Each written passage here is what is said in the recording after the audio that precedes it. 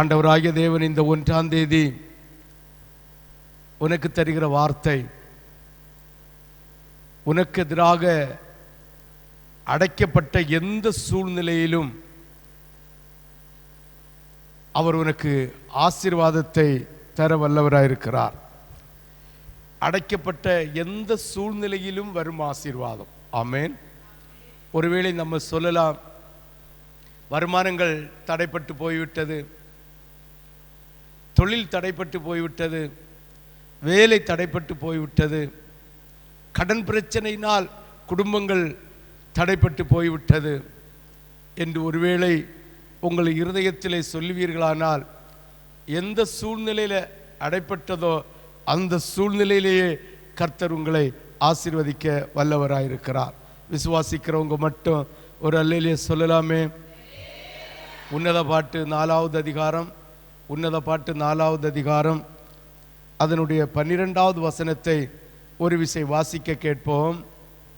என் சகோதரியே, என் மணவாளியே, நீ அடைக்கப்பட்ட தோட்டமும் மறைவு கட்டப்பட்ட நீரூற்றும் முத்திரிக்கப்பட்ட கிணறுமாய் இருக்கிறாய். ஹல்லேலூயா, ஹல்லேலூயா. நீ அடைக்கப்பட்ட தோட்டம் என்று ஆண்டவராகிய தேவன் சொல்லுகிறார். வேதத்தில் நாம் பார்க்கும்போது யார் யார் வேதத்தில் பிரகாசித்தார்களோ, யார் யார் வேதத்தில் ஆண்டவருக்காக மகிமை நிறைந்தவர்களாய் இருந்தார்களோ, அத்தனையுடைய வாழ்க்கையிலும் அடைக்கப்பட்ட சூழ்நிலை உருவானதை நாம் பார்க்க முடியும். அதே போலதான் உன்னுடைய வாழ்க்கையிலும் அடைக்கப்பட்ட ஒரு சூழ்நிலை இருக்குமானால் ஆண்டவர் உன்னை உயர்த்த போகிறார், ஆண்டவர் உன்னை ஆசீர்வதிக்க போகிறார், ஆண்டவராகிய தேவன் உன்னை பலப்படுத்த போகிறார் என்று நாம் உடனே சிந்தித்துக் கொள்ள வேண்டும். ஐயோ, நாலா பக்கமும் அடைப்பட்டு போய்விட்டது, நாலா பக்கமும் இந்த சூழ்நிலையிலே நாங்கள் அகப்பட்டு போனோம், இனி எங்களுடைய வாழ்க்கை என்ன, எங்களுடைய சூழ்நிலை என்ன என்று சிந்திக்கிற இடத்தில் நாம் இருந்துவிடக்கூடாது. எப்போது நாலா பக்கமும் அடைப்படுகிறதோ, நாலா பக்கமும் நம்மளை இயற்கையாகவோ இல்லை மனுஷர்களாகவோ சூழ்ந்து கொண்டார்கள் என்றால், அந்த அடைக்கப்பட்ட இடத்திலிருந்து நம் பரத்தை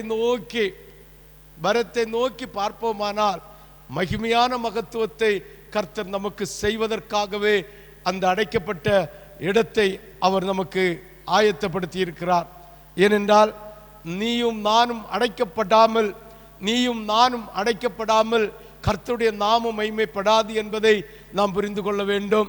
ஆண்டவராகிய தேவன் அடைக்கப்பட்ட தோட்டம் ஒரு தோட்டத்தை திறவுகளை அடைக்கப்படாவிட்டால் சத்ருவானவன் இல்லை காட்டு மிருகங்கள் இல்லாவிட்டால் திருடர்கள் வந்து அந்த திறப்புக்குள்ள ஏறி அந்த பயிர்களை நாசம் பண்ணி போடுவார்கள் என்பதற்காக கர்த்தராகிய தேவனுடைய ஜனங்கள் அன்று திராட்சை தோட்டங்களை அமைக்கும் போது குள்ள நரிகளோ பொல்லாத சத்துருக்களோ உள்ள நுழைந்து பயிர்களை சேதமாக்கி போடாதபடிக்கு அதை அடைக்கப்பட்ட தோட்டத்தை வைத்திருக்கிறது போல வைத்திருப்பதற்காக ஆண்டவராகிய தேவன் உன் வாழ்க்கையிலே அடைக்கப்பட்ட தோட்டமாக அடைக்கப்பட்ட சூழ்நிலையிலே, ஐயோ நாலா பக்கமும் சுவர் கட்டப்பட்டு விட்டது, நாலா பக்கமும் அடைக்கப்பட்டிருக்கிறது என்று உன்னுடைய இருதயத்திலே சிந்திக்க தோணும் போது, அந்த சூழ்நிலை வரும்போது நீ ஆண்டவரை பார்த்து சொல்லு,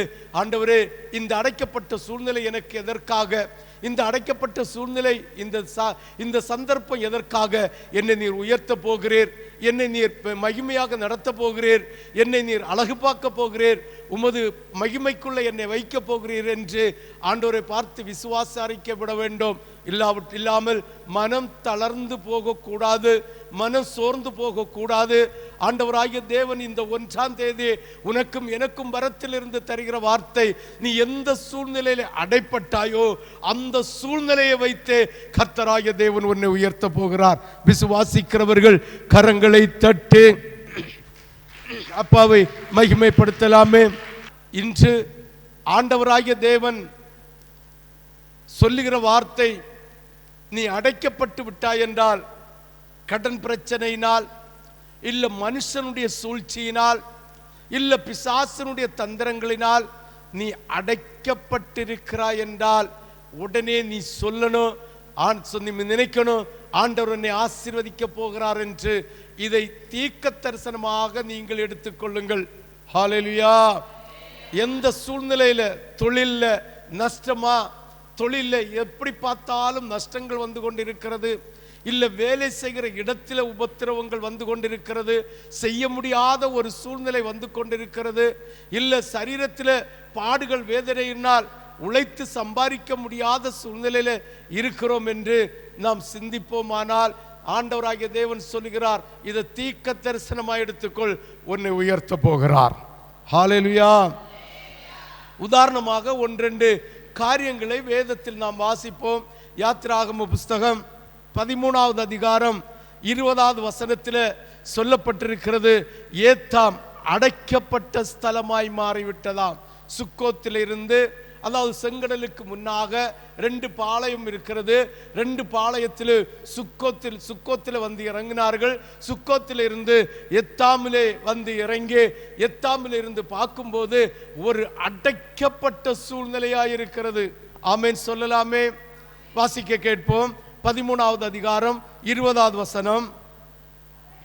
அவர்கள் சுக்கோத்தில் இருந்து பிரயாணப்பட்டு வனாந்தரத்தின் ஓரமாய் ஏத்தாப்பிலே பாளையம் இறங்கினார்கள். ஏத்தாப்பிலே பாளையம் இறங்கி அவர்கள் பின்னிட்டு பார்க்கும்போது ஒரு சில மைல் தூரத்திற்குள்ளாலேயே மனுஷன் வந்து சூழ்ந்திருக்கிறான். ஃப்ரண்டில் பார்த்தால் செங்கடல், சவக்கடல், மரணக்கடல் என்று சொல்லக்கூடிய அந்த செங்கடல் இருக்கிறது. அது நீந்தி அக்கறைக்கு போக முடியாத தொலைவில் இருக்கிறது. அது 2 வலது பக்கம் பார்த்தீங்கன்னா சீனாய் மலையினுடைய ஒரு ஓரம், ஒரு சைடு அந்த வலது பக்கத்தில் இருக்கிறது. அந்த வலது பக்கத்தில் இருக்கிற மலை செங்குத்தா இருக்கிறது, ஏறி தப்பித்து கொள்ள முடியாது. இடது பக்கமாக இருந்து பார்த்தீங்கன்னா சீனாய் மலையினுடைய இன்னொரு பகுதி, அதுவும் செங்குத்தா இருக்கிறது. இங்க பின்னால பார்த்தால் மனுஷனுடைய சூழ்ச்சி. இயற்கையினால் அடைப்பட்ட சூழ்நிலையிலும் மனுஷனுடைய வாது சூதினால் அடைப்பட்டிருக்கிற சூழ்நிலையிலும் இந்த இஸ்ரவேல் ஜனங்களை கர்த்தர் கண்ணோக்கி பார்த்தார். எப்படி கண்ணோக்கி பார்த்தார்? இந்த இஸ்ரவேல் ஜனங்கள் அத்தனை பேரும் நாலா பக்கமும் அடைபட்டு விட்டது. மனுஷனுடைய சூழ்ச்சியினால் அடைப்பட்டிருக்கிறது. மனுஷனுடைய சூழ்ச்சியினால் அடைப்பட்டிருக்கிறது, இயற்கையாகவே அடைப்பட்டிருக்கிறது. இந்த சூழ்ச்சியில அவர்கள் செய்த ஒரு காரியம், வானத்தை நோக்கி பார்த்தார்கள். ஹல்லேலூயா, ஹல்லேலூயா, ஹல்லேலூயா, ஹல்லேலூயா. ஒரு பக்கம் 3 பக்கம் இயற்கை என்கிற கடல், மலை, ஒரு பக்கம் மனுஷன் என்கிற சூழ்ச்சியிலே அகப்பட்டிருக்கிற இந்த சூழ்நிலை. சற்று சிந்தித்து பார்க்க வேண்டும். இயற்கையாக அடைபட்டுகிற சூழ்நிலை வந்தாலும், இல்ல மனுஷனுடைய சூழ்ச்சியினால வருகிற தடையா இருந்தாலும், நிச்சயமாகவே அதிலிருந்து பெரிய ஒரு விடுதலையை, பெரிய ஒரு மகத்துவத்தை, பெரிய ஒரு ஆசீர்வாதத்தை உனக்கு தர வல்லவராயிருக்கிறார். அப்படிப்பட்ட சூழ்நிலை வந்தால் உடனே மனசுல நினைக்கணும், என் ஆண்டவர் எனக்கு மகா பெரிய அற்புதத்தையும் அடையாளத்தையும் செய்ய போகிறார் என்ற விசுவாசம் நமக்குள்ள இருக்க வேண்டும். ஹல்லேலூயா, ஹல்லேலூயா. சற்று சிந்தித்து பாருங்கள். 3 பக்கமும் இயற்கையான ஒரு சூழ்நிலையில் அடைப்பட்டிருக்கிறார்கள். ஒரு பக்கம் எகிப்து தேசத்தினுடைய படைகளினாலும் மனுஷர்களினாலும் சூழ்ந்திருக்கிறார்கள். எகிப்து என்றால் அது நிசாரமாக நினைக்கக்கூடிய காரியம் இல்லை. இன்று உலகத்தின் வல்லரசு அமெரிக்கா எப்படி இருக்கிறதோ அன்று அன்று உலகத்தின் வல்லரசாக எகிப்து நாடு இருந்ததாம். ஹல்லேலூயா, ஹல்லேலூயா, ஹல்லேலூயா, ஹல்லேலூயா, ஹல்லேலூயா. நாலா பக்கமும் அடைக்கப்பட்ட சூழ்நிலைகளில் அவர்கள் அனைவரும் ஒரே ஒரு காரியத்தை செய்தார்கள். இனி வேற மார்க்கம் இல்லை, வேற வழி இல்லை, வேற ஒரு யோசனையும் இல்லை, வேற ஒரு ஆலோசனையும் இல்லை. யாரிடம் போய் ஆலோசனை கேட்பதற்கு? 3 பக்கமும் இயற்கையா சூழப்பட்டிருக்கிறது. ஒரு பக்கம் வல்லரசு என்கிற நாடாகிய எகிப்து நாடு வந்து சூழ்ந்து கொண்டிருக்கிறது. அவர்களை ஜெயித்து அந்த பக்கம் போக முடியாது. அப்படிப்பட்ட ஒரு சூழ்நிலையில அகப்பட்டார்கள். வேற வழி இல்லாதது நிமித்தம் அவர்கள் ஒரே ஒரு வழி, மேலே நோக்கி பார்க்கக்கூடிய வழி. 4 பக்கம் அடைபட்டிருக்கிறது. எந்த தயவும் கிடைக்கவில்லை. ஆனால் பரத்திலிருந்து ஈவு தயவு கிடைக்கும் என்ற விசுவாசத்தோடு மேகத்தை பார்த்து, வானத்தை பார்த்து அவர்கள் கதறினார்கள். ஹல்லேலூயா, ஹல்லேலூயா, ஹல்லேலூயா. ஆண்டவரே, நீர்தான் வழி. ஆண்டவரே, உம்மை அல்லாமல் எங்களுக்கு யார் தகப்பனே எங்களுக்கு வழி? நீரே அல்லாமல் எங்களுக்கு யார் தகப்பனே உண்டு என்று வானத்தை நோக்கி அவர்கள் அண்ணாந்து பார்த்து கதறி கதறி கதறி அழுதார்கள். ஆமென், ஹல்லேலூயா, ஹல்லேலூயா. இந்த அழுகுரலை கர்த்தர் கேட்டார். வானத்திலிருந்து அவங்களுக்கு ஒரு மேகத்தை இறங்கி வர செய்தாராம்.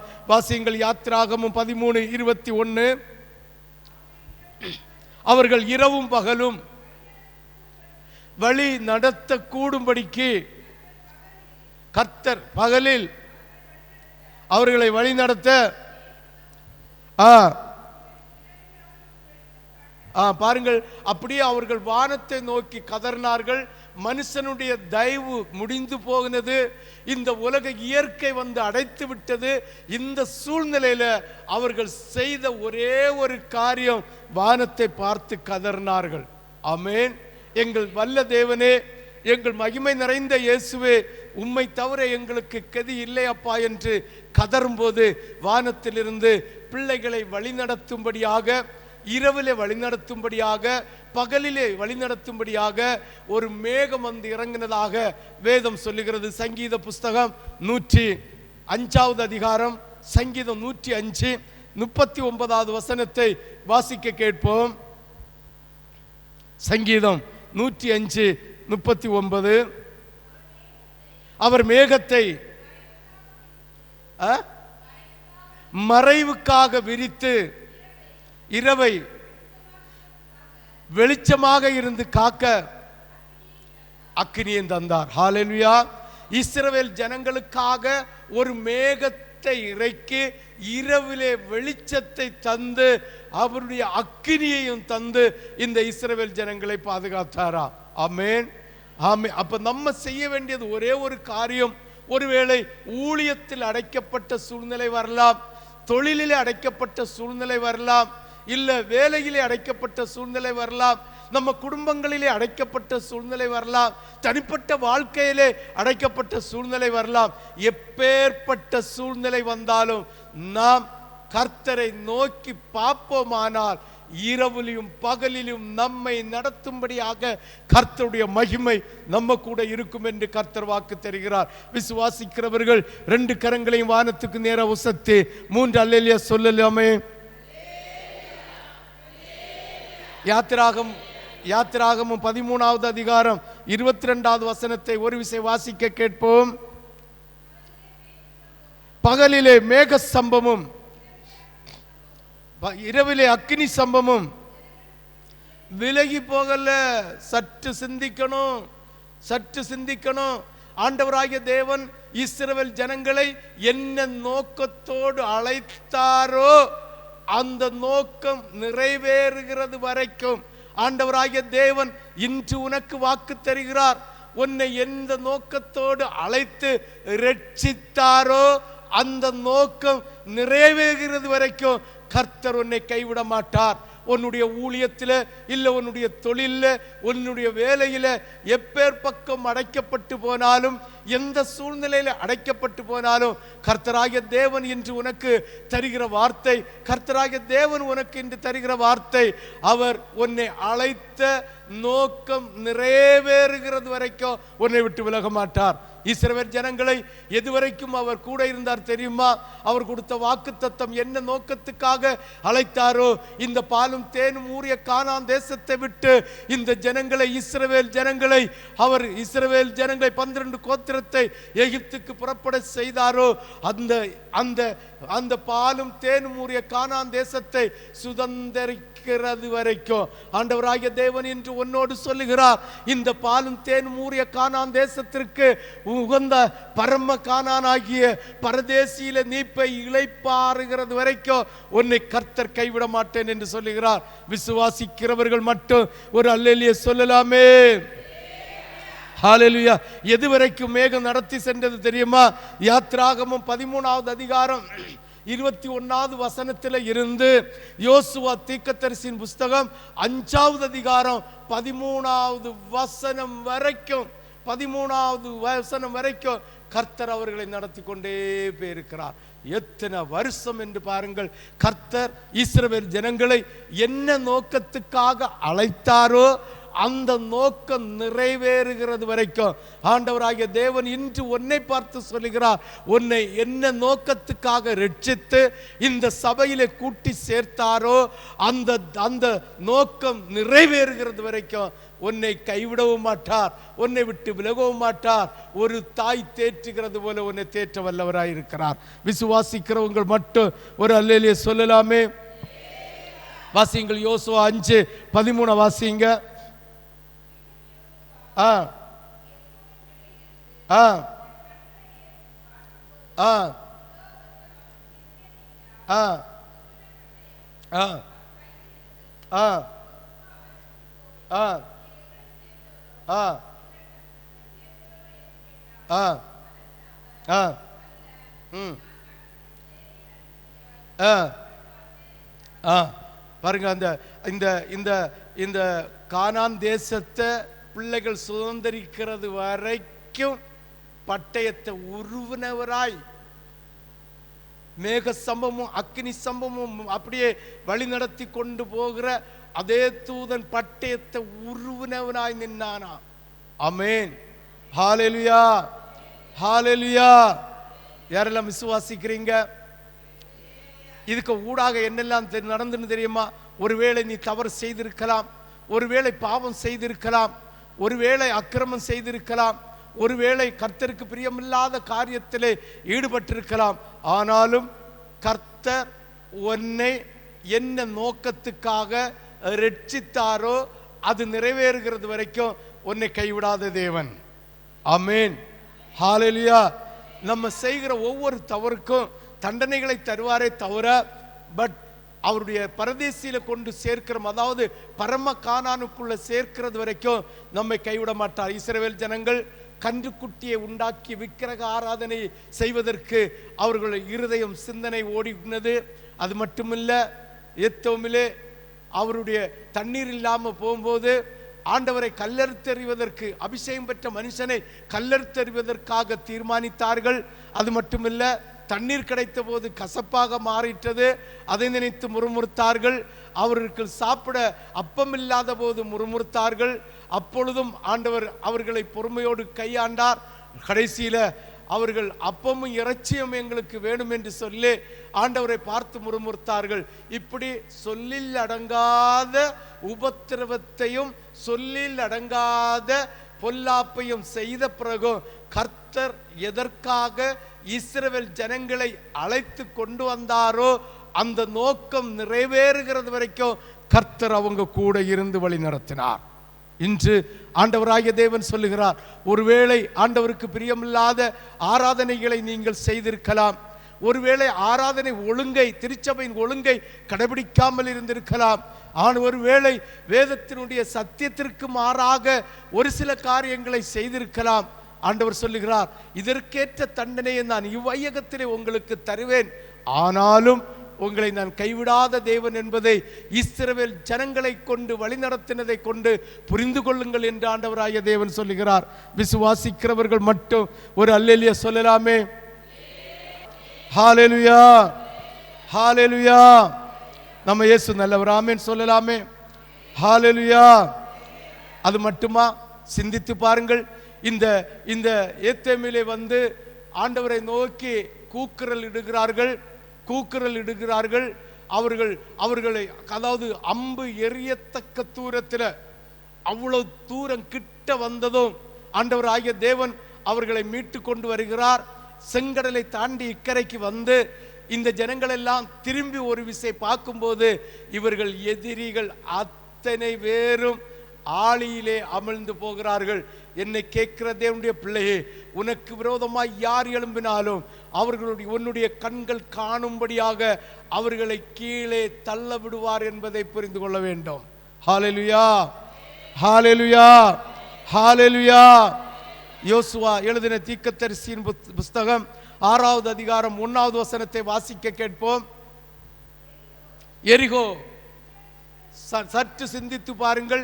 இஸ்ரவேல் ஜனங்கள் எரிகோ கோட்டைக்குள்ளே புகுந்து விடாமல் இருக்கும்படி எரிகோ கோட்டையை அவர்கள் கட்டி அடைத்து வைத்தார்களாம்.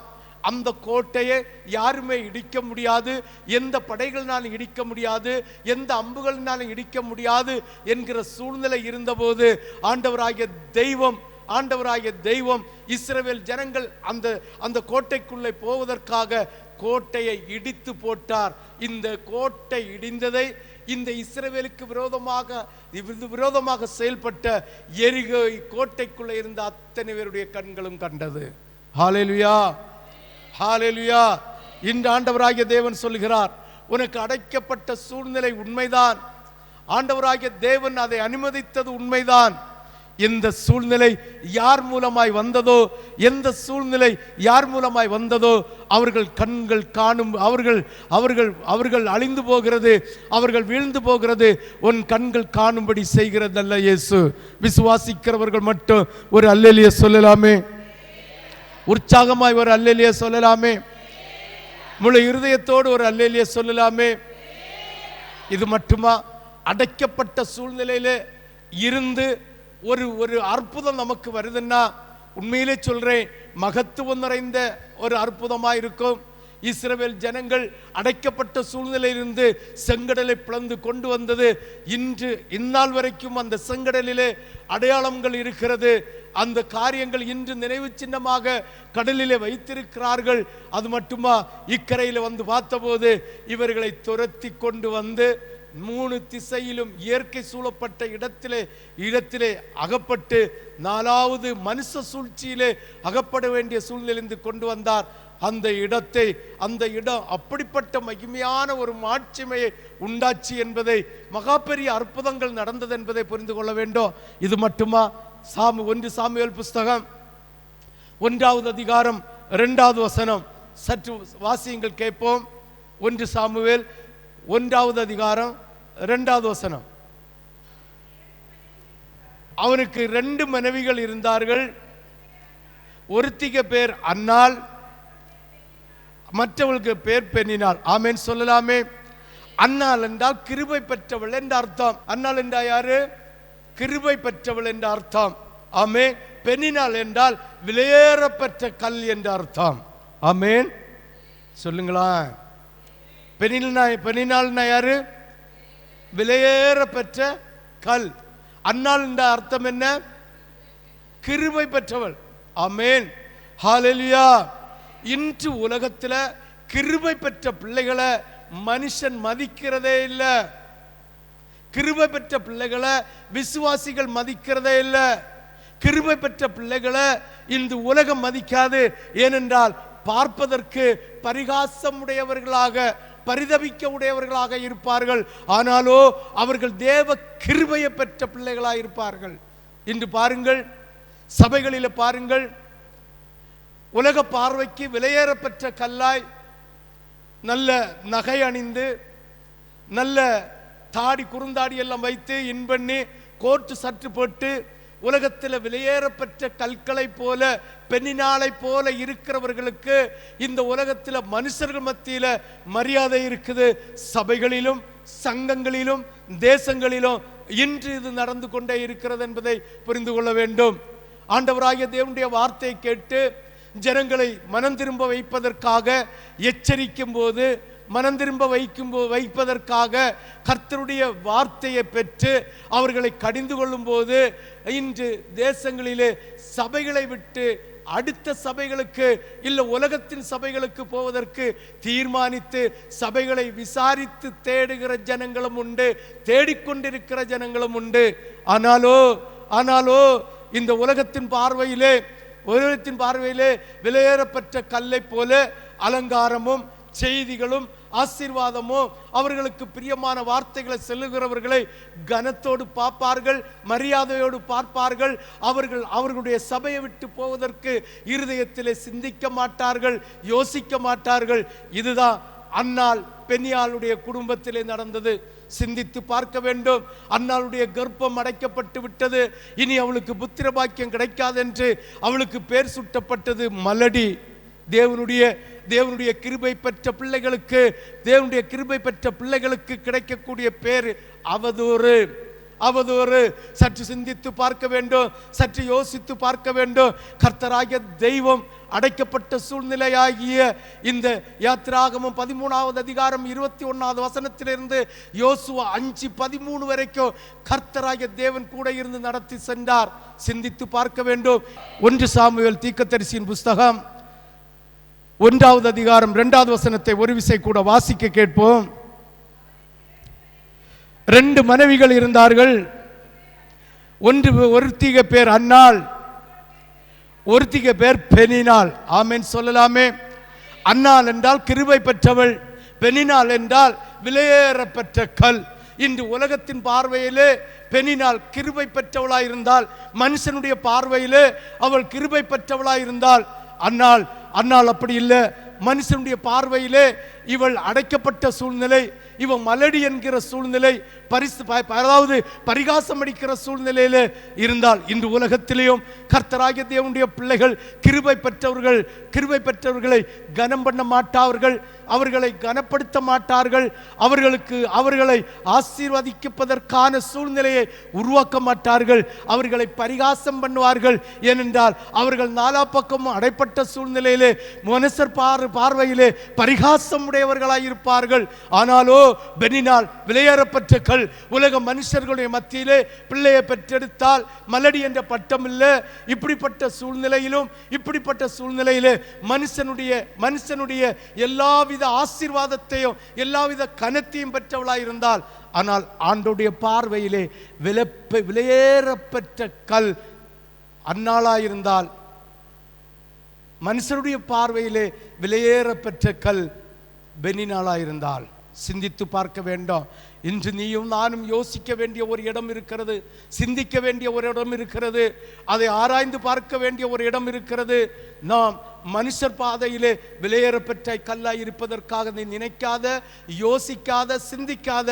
உனக்கு அது சாபமா முடியும், அதுவே உனக்கு கண்ணியாய் முடியும், அதுவே உனக்கு உபத்திரவாய் முடியும். ஆனாலும் ஆண்டோடைய பார்வையிலே அவருடைய கிருபையை பெற்று, மனுஷனுடைய பார்வைக்கு அல்ல, ஆண்டோடைய பார்வைக்கு நீ விலையேறப்பெற்ற கல்லாய் இருந்தால் நீ பரதேசில போய் இளைப்பார்வாய் என்று ஆண்டவராகிய தேவன் உனக்கு வாக்கு தருகிறார். விசுவாசிக்கிறவங்க எல்லாம் ஆண்டவருக்கு ஒரு அல்லேலூயா சொல்லலாமே, உற்சாகம் ஒரு அல்லேலூயா சொல்லலாமே. தெரியுமா, ஆண்டோடைய பார்வைக்கு விலையேறப்பெற்றவள் அடைக்கப்பட்ட சூழ்நிலையா இருந்தால் அவள் ஒரு வழியும் தெரியல. நாலா பக்கமும் மனுஷர்கள் நிந்திக்கிறார்கள், நாலா பக்கமும் மனுஷர்கள் அவளை தூசிக்கிறார்கள், மல்லடி என்று. அவளுக்கு ஒரே ஒரு வழி தெரிந்தது. நேர தேவனுடைய ஆலயத்துக்கு போனால், வானத்தை நோக்கி ஆண்டவரை நோக்கி பார்த்தால் அவள் கதர்னாள். அவனுடைய ஆசாரியம் கூட சொன்னான், நீ குடித்து வெறித்து இருக்கிறாயோ, ஏன் இப்படி செய்கிறாய் என்று கேட்டால் அவள் வானத்தை நோக்கி அண்ணாந்து பார்த்து கதர்னால். வானத்திலிருந்து ஒரு ஈவு வந்தது, ஒரு இரக்கம் வந்தது. கிருபை பெற்றவள் தான். எந்த காலமானாலும், எத்தனை வருஷங்களானாலும், எவ்வளவுதான் அடைக்கப்பட்டாலும் கிருபை பெற்றவளை கர்த்தராகிய தேவன் கண் திறந்து பார்க்க வைப்பார். அப்பொழுது கர்த்தராகிய தேவன் இந்த தான் முதல் பேர்சேபா வரைக்கும், தான் முதல் பேர்சேபா வரைக்கும் உள்ள சமஸ்த இஸ்ரவேல் ஜனங்களையும் தீர்க்க தரிசனத்தினால் வார்த்தையினால் ஆளுகை செய்கிற ஒரு தேவ பிள்ளையாகிய சாமுவேல் வந்து பிறந்தான் என்று வேதம் சொல்லுகிறது. சிந்தித்து பாருங்கள். அடைக்கப்பட்ட சூழ்நிலை எப்பொழுது வருகிறதோ, அடைக்கப்பட்ட சூழ்நிலை எந்த நேரத்தில் வருகிறதோ அப்பொழுதே நீ தீர்மானிக்கணும், கர்த்தர் என்னை உயர்த்த போகிறார், கர்த்தர் என்னை உயர்த்த போகிறார். ஏதோ ஒரு அடைக்கப்பட்ட சூழ்நிலையில் இருந்த என்னை கர்த்தர் என்னை மகிமைப்படுத்த போகிறார் என்று ஆண்டவராகிய தேவன் இன்று உங்களுக்கு வாக்கு தருகிறார். எந்த சூழ்நிலை வந்தாலும் நீ சோர்ந்து போகாத, நீ பயப்படாத. கர்த்தர் உன்னை மகிமைப்படுத்த வல்லவராயிருக்கிறார். அடைக்கப்பட்ட சூழ்நிலையில இருந்து ஆண்டவராகிய தேவன் வெளியிலே கொண்டு வந்த இஸ்ரவேல் ஜனங்கள் இந்த தங்களை துரத்தி வந்த ஜனங்கள் ஆழியிலே அமழுகிறதை கண்ணால் கண்டது போல, அதே போல இந்த அன்னாலும் இந்த சமஸ்த இஸ்ரவேலுக்கும் ஒரு தீர்க்கதரிசியை பெற்றெடுத்து இந்த பெனினாலும் அவளை யாரெல்லாம் அசிங்கப்படுத்தினார்களோ இல்ல துர்வார்த்தை பேசினார்களோ அத்தனை பேரும் கண்களும் காண்படி கர்த்தர் அன்னாளையும் அன்னாளுடைய பிள்ளைகளையும் அவர் ஆசீர்வதித்தார். என்னை கேட்கிற தேவனுடைய பிள்ளையே, சற்று சிந்தித்து பார்க்க வேண்டும், சற்று யோசித்து பார்க்க வேண்டும். ஆண்டவராகிய தேவன் உன்னை அடைக்கப்பட்ட சூழ்நிலையில் வைத்திருக்கிறார் என்றால், அடைக்கப்பட்ட சூழ்நிலை உனக்கு முன்னால் இருக்கிறது என்றால் உன்னை உயர்த்த அவர் வல்லவராயிருக்கிறார் என்று புரிந்து கொள்ள வேண்டும். அது மட்டுமா? ஆதியாகமம் 26வது அதிகாரம் 26வது அதிகாரம் 1வது வசனத்தை வாசிக்க கேட்போம். ஆதியாகமம் 26:1. ஆபிரகாமுடைய நாள்களில் உண்டான பஞ்சத்தை அல்லாமல் பின்னும் ஒரு பஞ்சம் தேசத்தில் உண்டாயிற்று. ஈசாக்கு பெலிஸ்தருக்கு ராஜாவாகிய அமலேக்கினிடத்தில் கேராருக்கு போனான். கேரார் ஊர் என்றால் பிரச்சனை, நெருக்கம் நிறைந்த இடம். ஹல்லேலூயா, ஹல்லேலூயா. இவனுக்கு பஞ்சம் வந்தது. இவனுடைய பஞ்சத்தினால் ஆகாரம் சாப்பிட முடியாத சூழ்நிலை வருகிறது. தேசம் அடைக்கப்பட்ட சூழ்நிலையில இயற்கையினால் உண்டாகிறது. அப்பொழுது நெருக்கம் நிறைந்த இடத்திலே போகிறான். ஹல்லேலூயா. கேராரூர் என்றால் நெருக்கமான இடம். அந்த நெருக்கமான இடத்திலே இவர்களுக்கு தண்ணீர் பஞ்சம் வந்தது. இவனுடைய ஆடுகளுக்கு தண்ணீர் பஞ்சம் வந்தது. இவனுடைய ஆடுகளுக்கு மாடுகளுக்கு தண்ணீர் குடிக்க முடியாத சூழ்நிலை, அதாவது சாகக்கூடிய சூழ்நிலை வந்தது. அப்பொழுது ஒரு துறவை தோண்டுகிறான். வாசியுங்கள் 19:20, 26, 19:20. ஈசாக்குடைய வேலைக்காரர் பள்ளத்தாக்கிலே வெட்டி அங்கே சுரக்கும் நீரூற்றை கண்டார்கள். ஹல்லேலூயா, ஹல்லேலூயா, ஹல்லேலூயா. ஆதியாகமம் 26:19 வாசிங்க பார்ப்போம். ஈசா ஒரு விசை கூட வாசி. 19:20. வேலைக்காரர் பள்ளத்தாக்கிலே வெட்டி கண்டார்கள். கேராரூர் மேய்ப்பர் இந்த தண்ணீர் தங்களுடையது என்று சொல்லி ஈசாக்குடைய மேய்ப்பருடனே வாக்குவாதம் பண்ணினார்கள். அவர்கள் தன்னோட வாக்குவாதம் பண்ணினபடியினால் அந்த துறவுக்கு ஏசேக் என்று பெயரிட்டான். ஆமென், ஹல்லேலூயா, ஹல்லேலூயா. ஏசேக் என்றால் பிரச்சனை என்ற அர்த்தம். அவன் பஞ்சம் வந்தபோது இந்த நெருக்கடியான இந்த கேராரூருக்கு போனான். அந்த நெருக்கடி நிமித்தம் தண்ணீர் கிடைக்கல. அந்த தேசத்தில் ஒரு துறவு தோன்றினா, உண்மையாக துறவு இவர்கள் மேய்ப்பர்கள் தான் தோண்டி தண்ணீர் ஊறி வந்தது. தண்ணீர் ஊறி வந்ததுனால இந்த எகிப்து தேசத்து ஜனங்கள், அமலேக்கியனுடைய ஜனங்கள், மேய்ப்பர்கள் பார்த்து இவர்களை துரத்துகிறார்கள். எங்களுடைய ஊற்று தண்ணீர் எங்களுடைய தேசத்தில் எங்களுக்காக ஊறின தண்ணி என்று பிரச்சனை பண்ணினார்கள். அந்த பிரச்சனை நிமித்தம்தான் அவன் அந்த இடத்துக்கு எசேக்கே என்று பெயர் போட்டான். ஹல்லேலூயா, ஹல்லேலூயா, ஹல்லேலூயா. அந்த துறவுக்கு ஏசேக் என்று பெயர் போட்டான். சற்று சிந்தித்து பாருங்கள். அவன் போன இடம் நெருக்கடி, அவனுக்கு பஞ்சம் வந்தது. அவன் 4 சுற்றும் அடைக்கப்பட்டு போகிறான். இந்த எகிப்து தேசத்திற்கு, சத்ருன் தேசத்துக்கு போகிறான். அங்கு போய் கிணறு தோண்டுகிறான். அந்த கிணறையும் பிரச்சனை பண்ணி அடைத்து போட்டார்கள். அடுத்தபடியா பாருங்கள், 21வது வசனத்தை பாருங்கள். 21வது வசனம். வேறொரு துறவை வெட்டினான். அதை குறித்து வாக்குவாதம் பாருங்க. வேறொரு இடத்துல இன்னொரு இடத்திலையும் அவன் துறவு வெட்டினா தண்ணீர் ஊர்னது. ஆனால் அந்த இடத்தையும் பிரச்சனை. அதற்காக அவன் போட்ட பேரு போயிட்டு சித்தினா. சித்தினா என்றால் பிரச்சனையின் மேல் பிரச்சனை. ஆமென் சொல்லலாமே. ஹல்லேலூயா. என்னது? பிரச்சனையின் மேல் பிரச்சனை. நெருக்கப்பட்ட தேசம், பிரச்சனையான ஊற்று தண்ணீர், பிரச்சனையின் மேல் பிரச்சனையான ஊற்று தண்ணீர். இப்படி ஊற்று தண்ணீர் எல்லாம் அடைக்கப்படுகிறது. பஞ்சம் வருகிறது. தண்ணீர் இல்லை. தங்களுக்கு வாழ்வாதாரம் இருந்த ஆடு மாடுகளுக்கு தண்ணீர் இல்லை என்ற வேதனையோடு இந்த ஈசாக்கு கர்த்தரை நோக்கி கதறுகிறான். நான் இனி என்ன செய்வேன் என்று சொல்லி ஆண்டவராகிய தேவன் ஒரு இடத்தை காட்டி கொடுக்கிறார். அந்த இடத்திலே போய் ஊரை தோண்டுகிறான். வாசிக்க கேட்போம் 22. பின்பு அவ்விடமிட்டு பெயர்ந்து போய். ஆமென். ஆண்டவர் காட்டி கொடுக்கிற இடத்திலே போய் பெயர்ந்து போய் வேறொரு துறவை வெட்டினான். அதை குறித்து அவர்கள் வாக்குவாதம் பண்ணவில்லை. ஹல்லேலூயா, ஹல்லேலூயா. ஒரு பஞ்சம் வந்தது. தண்ணீர் இல்லாத கேர்வாருக்கு போனான். அங்கு நெருக்கப்பட்ட சூழ்நிலையில் அவர்கள் மாடுகளை மேய்ப்பதற்கு இடமில்லாமல் போய்விட்டது. இரண்டாவது, அமெரிக்கனுடைய தேசத்துக்கு வருகிறான். அமெரிக்கனுடைய தேசத்திலே ஒரு துறவை வெட்டுகிறான். அது பிரச்சனை உண்டாயிற்று. இரண்டாவது துறவு விட்டு பிரச்சனை மேலே பிரச்சனை வந்துட்டு மூன்றாவது கர்த்தர் ஒரு இடத்தை காட்டி கொடுக்கிறார். ஏனென்றால் கர்த்தரை நோக்கி இஸ்ரவேல் ஜனங்கள், சமஸ்த இஸ்ரவேல் ஜனங்களும் ஆண்டவரை நோக்கி கதர்னது போல, மோசேயும் ஆரோனும் கதர்னது போல, அன்னாள் கதர்னது போல இந்த ஈசாக்கும் கதறுகிறான். ஐயோ, நாங்கள் என்ன செய்வோம் ஆண்டவரே? உம்முடைய வாக்குத்தத்தம் எங்களுக்கு இருக்கிறது. இதை சுதந்திரிக்காமல் நாங்கள் மரித்து போகக்கூடிய சூழ்நிலை உண்டாகிறது. எங்கள் வாழ்வாதாரங்கள் அற்று போகிறது என்று வானத்தை நோக்கி கதறுகிறான். கதறும் போது ஆண்டவராகிய தேவன் ஒரு இடத்தை காட்டி கொடுக்கிறார். அந்த இடத்திலே, அதாவது அந்த இடத்திலே அந்த துறவை வெட்டினார். அந்த துறவிலே ஆண்டவராகிய தேவன் மகிமையான தண்ணீரை கொடுக்கிறார். அந்த தண்ணீருக்கு ரெகோபோத் என்று பெயரிட்டான். ரெகோபோத் என்றால் மாபெரும் விசாலமான ஊற்று. மாபெரும் விசாலமான ஊற்று என்று அர்த்தமாம். பாருங்கள், இந்த ஊற்று மாபெரும் விசாலமான ஊற்று. ஒருவேளை அந்த இடத்துல ஊற்று அவனுக்கு இருந்திருக்குமானால் அவன் ஆடுகளை மட்டும் மேய்த்திருப்பான். அப்படியே பஞ்சத்தை கடந்து போக வைத்திருப்பார்.